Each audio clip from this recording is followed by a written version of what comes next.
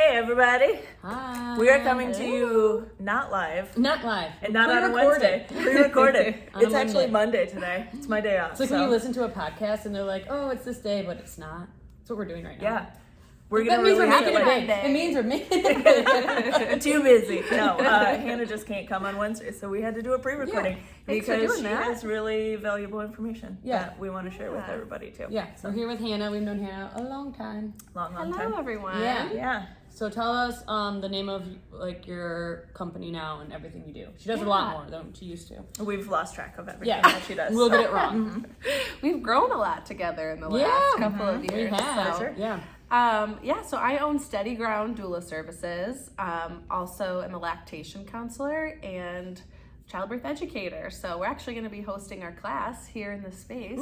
April. Come April. Yeah. So awesome. Very exciting. Which the class, the Lamaze class, yes? Yep. Which is cool. I don't We think there's any in town, is there? Nope, there's not. And we take our official, so with another doula here, Carrie Stevens, she owns Ginger Blossom Doula Services. We're going to be teaching together. Yay. So, I think you're doing that here. What? In April, right? April. Well, we're teaching a Saturday, Sunday class. Okay. I'm like, I don't even know when it is when you guys are doing and then it. we're doing a breastfeeding. Yeah, we're doing a breastfeeding basics and a postpartum care class Wednesday nights. Oh, awesome. Once a month. So great. We love that. Yeah. Today we're gonna talk about, because I actually don't think we've even had anyone on talking about lactation. No, this was our first time, I think. Yeah. You guys are hard to get. Welcome. Good deal. I love being the first. Yeah. So as we're going through this, when we do post this, doesn't matter, it's not posted now, but you can write questions out if people have questions about. Yeah, and we'll get back to you. We'll send them to Hannah and Yeah. Love that. So tell us about so why you would use a lactation counselor, the importance of it all, when you should start. Absolutely. I think the most important thing, which people don't really recognize, and I think it's not talked about, that sometimes breastfeeding doesn't come super easily to everybody. I wouldn't even say sometimes, I'd say a lot of times. I would say most times. Yeah. And so I think as women and new moms, you have this crazy expectation for yourself that things are going to just be seamless. Yeah, and you're going to pop the baby on the nipple and it's going to be fine. Yeah. And then people get really hard on themselves. Yeah, it's so hard. And it takes a toll on you mentally. So I think most of the conversation around it too is like, well, your milk hasn't come in, or you're like, and it's a lot of mom blame, which it's what am I doing wrong? Right. And it's hardly ever the mom's fault. Right. And so many factors. So a big piece of advice that I tell, so I'm a doula as well, so I tell all my clients, setting up prenatal lactation counseling. So you're kind of building that support, you're forming that relationship with the lactation counselor prenatally to have that postpartum, but also setting yourself up for success, laying that like foundation of, these are the things that I can look for. This is how my baby and I work together as a team. Right. You're getting to know each other just like any other team. You have to figure out how to work together. There's so many factors when it comes to breastfeeding. Right. So taking like a breastfeeding basics class prenatally. Is that what you teach? So I teach an in-home 2.5 hour class to moms, couples really, and I kind of just go over like different hospital procedures to kind of look for things that like are kind of setting you up for success within the hospital. Looking at baby's cues, feeding frequency, weight gain, pumping basics, a lot of other, and then just any really other. There's so much with concerns. pumping also, like just the size you use, how often you pump, when should you pump, when should you stop? I mean, I was told I shouldn't pump. Can I give a baby a pacifier? I mean, there's so many. It's insane. Yeah. The factors are pretty much countless, and also setting up reasonable expectations for yourself. Saying like, if this doesn't happen within, the first week or so, you're never gonna be able to not breastfeed your baby. And everybody has different goals. So figuring out what your breastfeeding goals are, and then saying, whatever it looks like, even the first few days, don't expect it to look like that, with those right tools. And hopefully like prenatally within one of those courses, we're giving you the tools to ask questions, to feel confident about breastfeeding, and to know that it's a work in progress sometimes. And it can take a few days for your milk to come in. Yeah, typically like 3 to 5 days. Yeah, it doesn't necessarily like, Yeah.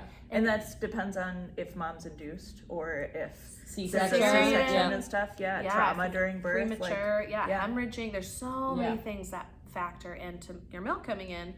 Also, one thing that I like to tell people too is like your breast size, your nipple shape, any oral things that are going on in your baby's mouth. Those are all factors too to breastfeeding success. So, and another thing too I see in the hospital a lot as a doula is right after your baby is born, you put them on your chest and you have that immediate feeling of, should they be latching? Why aren't they latching? Yeah. Should I try now? And so even prenatally, I like to go, these are all the phases that your baby goes through right after they're born that are great and that should be observed, and you let your baby kind of lead the way. And that really generally sets you up for success for a great latch first time instead of forcefully bringing your baby to your breast, bringing your breast to your baby. And, you know, it can be a lot more baby-led too, which it's great. It's really fun. It's a beautiful thing to watch too. So you teach the class prenatally, you recommend, and then after like mom has baby, will you come in and then help after? Also, like if they're having difficulties, or maybe they're not even having difficulties, but some people just like to be like, is this all going right? Like, most people are like, I think it's going great, but I have no idea. Definitely. So I do postpartum visits depending on kind of what your needs are. Some things can be addressed through a phone call or a text, or, you know, but if it's a bigger issue like pain or, you know, weight gain, milk transfer, your milk has been kind of delayed coming in. So sometimes what those postpartum visits usually look like are, I go in and I usually get like a health history, talk about your birth. Like you said, birth trauma can really make a difference.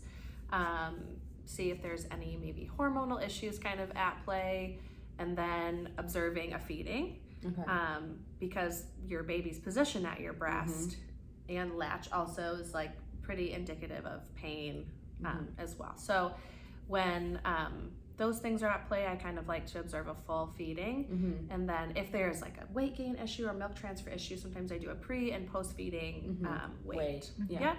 And then we write up a care plan, and we sometimes communicate that to your provider if they're looking for that, if they're kind of on that journey with you, or I'm checking in with you like once a week after we've put some things in place.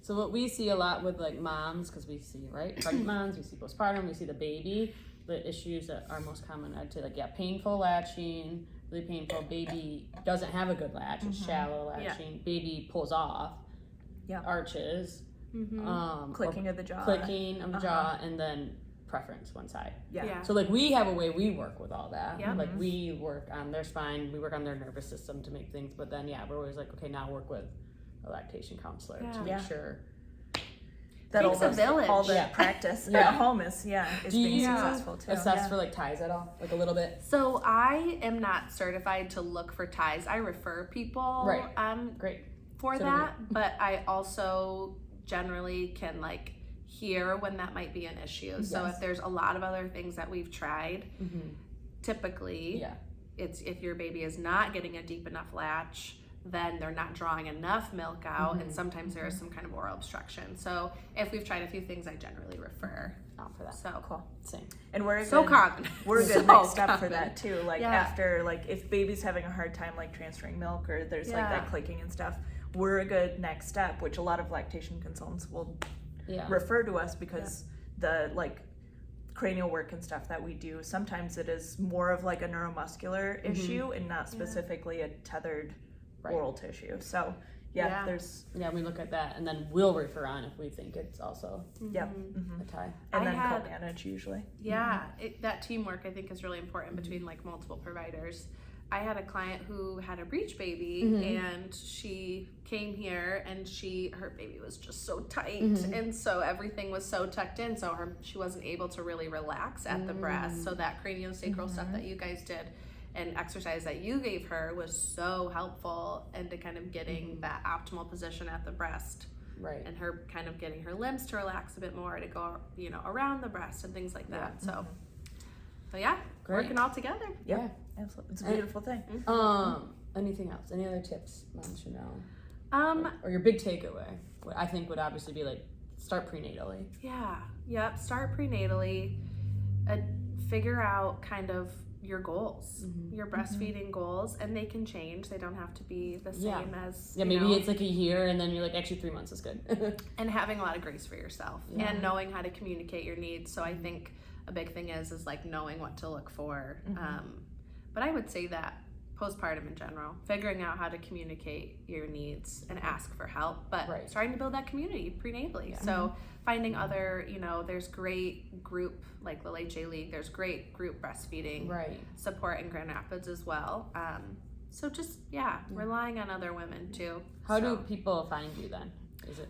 Yeah, so my website is steadygrounddoula.com, and then I have a separate page on there that you can just find that's lactation counseling, and then another one on there for childbirth education. So awesome. Yeah. Hannah's great. You should all use her. Super sweet. Super sweet. Yeah. Thanks, everybody. Right. Yeah, thank you for coming. Yeah. Happy Wednesday. Happy Wednesday. Happy Wednesday, exactly.